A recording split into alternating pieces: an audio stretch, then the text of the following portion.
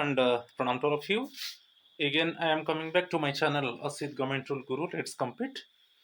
Today, I will discuss Set 3 MCQs on Administration and Finance.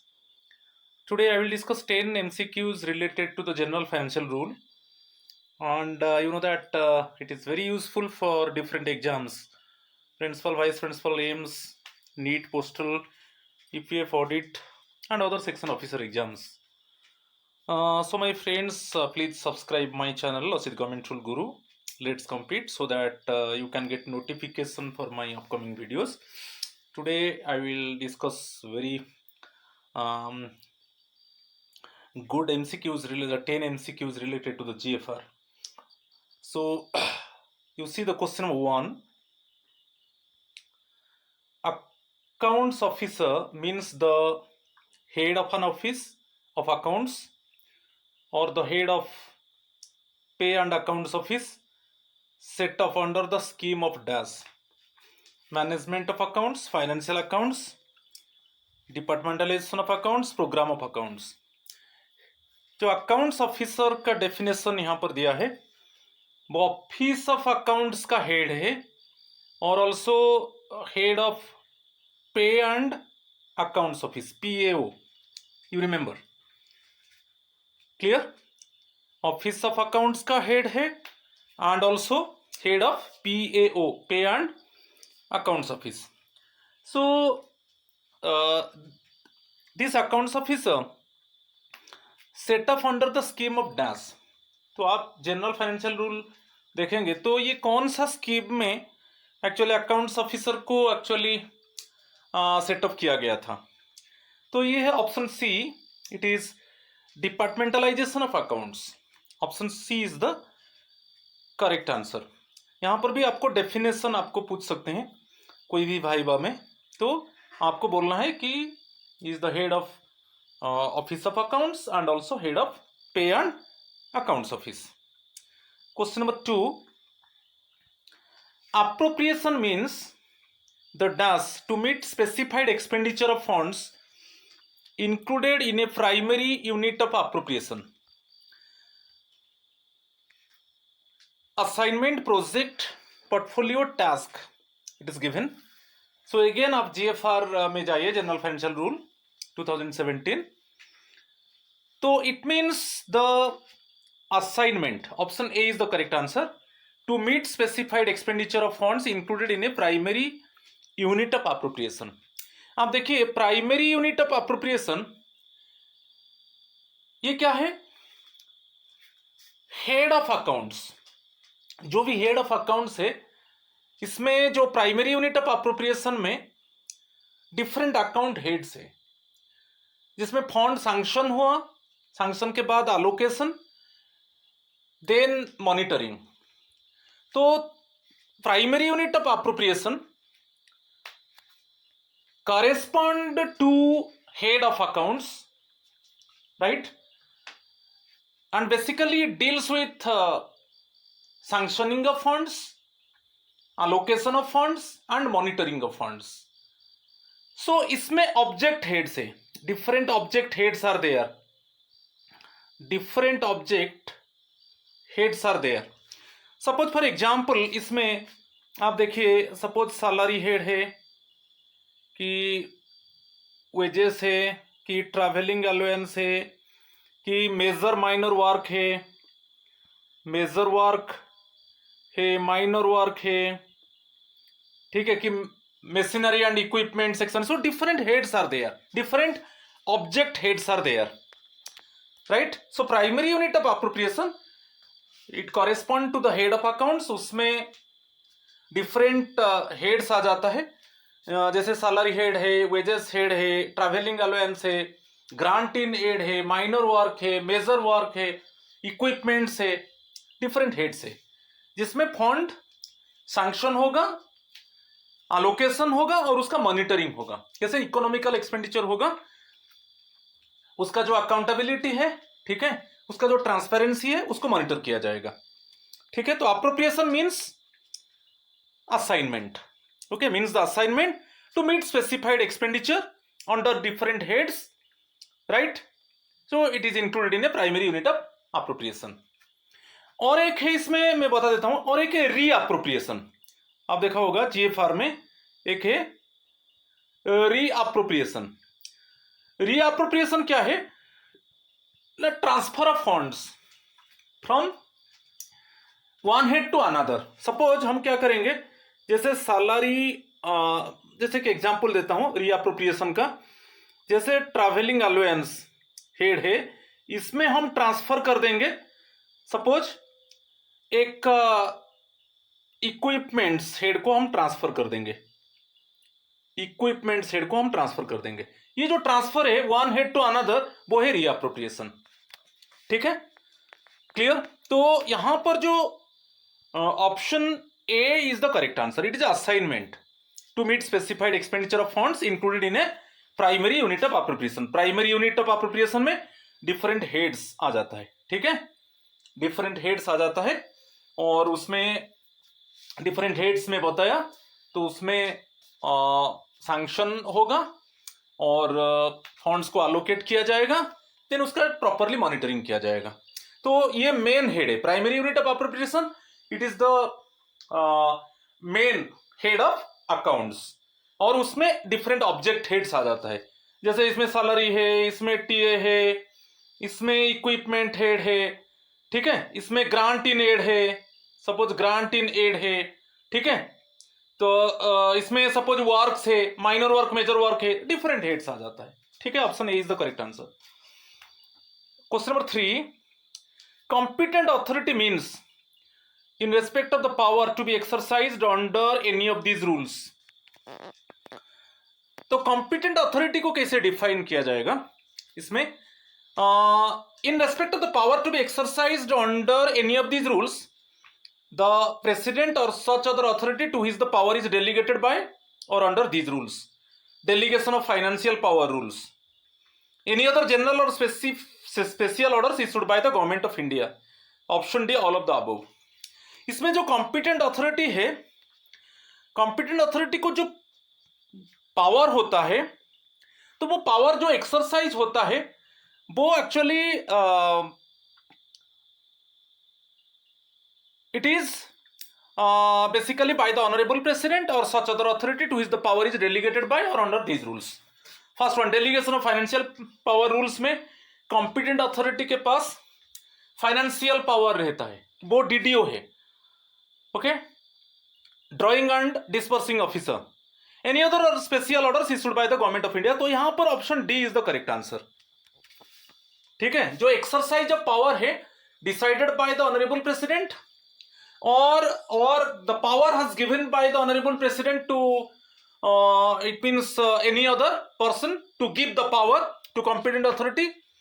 और जो delegation of financial power rules में बताया DDO drawing and dispersing officer का power है। ठीक है, और एनी अदर जनरल और special orders issued by the government of India. ठीक है, तो ये कॉम्पिटेंट अथॉरिटी को डिफाइन किया गया है, ये भी आप जीएफआर रूल में देख लीजिए। यहां पर option D is the correct answer.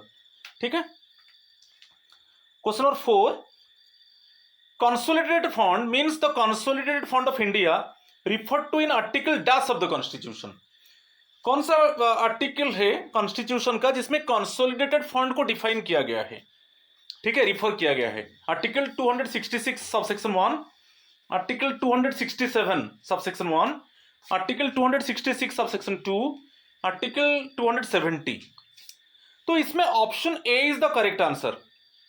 जो कंसोलिडेटेड फंड को रिफर किया गया है वो बेसिकली आर्टिकल 266 सबसेक्शन 1 आप देख लीजिए, ये है 267 subsection 1 is the contingency fund. इसमें लिख देता हूं, ये भी बहुत इंपॉर्टेंट है, ये कंटिंजेंसी फंड, ठीक है, को रिफर किया है। 266 सबसेक्शन 2 ये पब्लिक फंड। ठीक है, तो 3 फंड्स बहुत इंपॉर्टेंट है, एक है कंसोलिडेटेड फंड, कंटिंजेंसी फंड और public fund.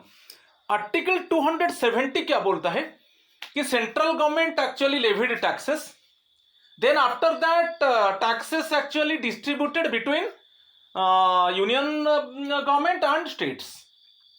Tax actually imposed by the central government, by union government.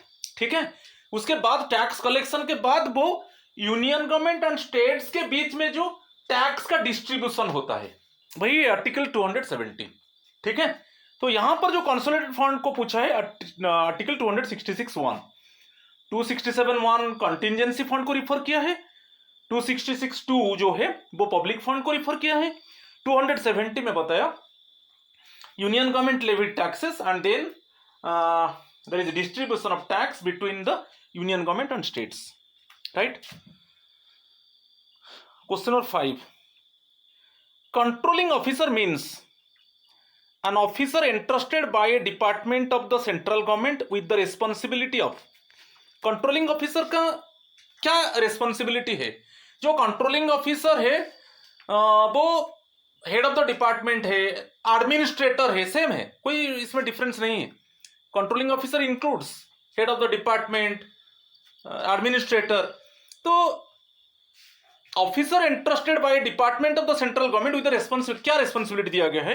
यहां पर दो ऑप्शन है, two statements given, controlling the incurring of expenditure, the collection of revenue. Option 4 है, only 1 is correct one, only 2 is correct one, both 1 and 2 are correct one, neither 1 nor 2। यहां पर जो है option C is the correct answer, both correct one. Controlling officer का main responsibility है कि जो expenditure को कंट्रोल करना, जो इनकरिंग एक्सपेंडिचर है उसको कंट्रोल करना, और कलेक्शन ऑफ रेवेन्यू। ये दो चीज है, collection of revenue and incurring expenditure, controlling incurring expenditure. ठीक है, ये दोनों करेक्ट है, both 1 and 2 are correct one. ठीक है, option C is the correct answer. Question number 6, government account means the account relating to the consolidated fund, contingency fund, public account. तो उसमें जो गवर्नमेंट अकाउंट है इसमें क्या इंक्लूड है? ऑप्शंस में ओनली 3, 1, 2 and 3, 1 and 2, 1 and 3। तो it means the account relating to both, तीनों है, कंसोलिडेटेड फंड है, कंटिजेंसी फंड है, पब्लिक अकाउंट है। ठीक है, तो option B is the correct answer. ठीक है, question number 7, local fund means a local fund as defined in dash of the treasury rules. जो ट्रेजरी रूल्स का कौन सा ऐसा रूल है जो लोकल फंड को डिफाइन किया है? Rule 452, rule 252, rule 89, rule 652। आप देख लीजिए, जो ट्रेजरी रूल्स है, रूल 652 आप देख लीजिए, उसमें लोकल फंड को डिफाइन किया गया है। ठीक है, तो option D is the correct answer. Question number 8, primary unit of appropriation means a primary unit of appropriation referred to in. 4 options, rule 8 of the delegation of financial power rules, rule 8 of treasury rules, rule 12 of civil accounts manual, rule 16 of budget manual.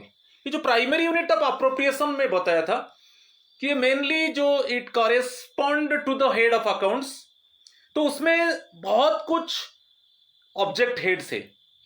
ठीक है, appropriation means incurring expenditure, expenditure of funds, जो government जो fund देता है central government department को, वो fund को allocate किया जाएगा, सैंक्शन होगा, अलोकेट होगा और उसका मॉनिटरिंग होगा। तो मेनली अप्रोप्रिएशन मीन्स एक्सपेंडिचर। तो उसमें डिफरेंट हेड्स है, जैसे सैलरी हेड है तो सैलरी हेड से सैलरी मिलता है, वेजेस हेड है, ट्रैवलिंग अलाउंस हेड है, ग्रांट इन हेड उसका हेड है, मेजर वर्क माइनर वर्क का हेड है, कि इक्विपमेंट्स का हेड है। सो इसमें डिफरेंट हेड्स है। तो head of accounts, primary unit of appropriation, head of accounts. तो इसको जो डिफाइन किया गया है कौन सा रूल, इसमें 4 ऑप्शंस में आप option A is the correct answer. आप rule 8 of the delegation of financial power rules. ठीक है, जो delegation of financial power rules का rule 8 actually primary unit of appropriation को डिफाइन किया है। ठीक है, option A is the correct answer. Question number 9, subordinate authority means a department of the central government और any authority subordinate to the. तो subordinate authority को हम कैसे डिफाइन करेंगे? A department of the central government और any authority subordinate to the C&AG, controller and auditor general, president, control general of accounts, secretary of the finance ministry. तो किसका under में जाएगा जो सबऑर्डिनेट अथॉरिटी? तो इसमें देख लीजिए, department of the central government और any authority subordinate to the honourable president. Option B is the correct answer. ठीक है, last question, question number 10, which rule of GFR mention the inter departmental consultations. Inter departmental consultations के ऊपर मैं थोड़ा बता देता हूं। एक डिपार्टमेंट डिसीजन लेता है, suppose any decision taken by one department, then it affect the basically business transactions of other departments.